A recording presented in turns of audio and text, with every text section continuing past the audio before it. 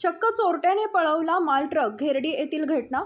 घराजवळील रोडवरून अज्ञात चोरट्याने 5 लाख रुपये किमतीचा माल ट्रक पळवून नेला असल्याची घटना दिनांक 27 जानेवारी रोजी रात्रीच्या सुमारास घेरडी सांगोला येथे घडली।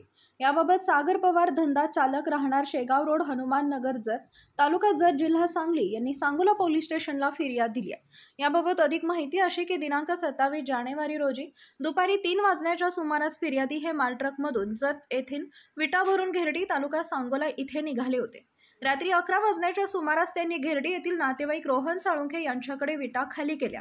त्यानंतर गाडी ही रोहन साळुंखे याच घरापासून काही अंतरावर रोडवर लावली व खूप रात्र झालेली असल्याने फिर्यादी रोहन कुमार साळुंखे यांच्या घरी झोपण्याकरता गेले। दिनांक 28 जानेवारी रोजी सकाळी 7च्या सुमारास झोपेतून उठल्यावर गाडीकडे गावी परत जाण्याकरता गेले असता लावलेल्या ठिकाणी गाडी नसल्याचे दिसून आले। त्यामुळे गाडीचा आजूबाजू शोध घेतला, परंतु ती मिळून आली नसल्याने माल ट्रक हा कोणीतरी अज्ञात चोरट्याने चोरून नेला असं फिर्यादीत नमूद करण्यात आलंय।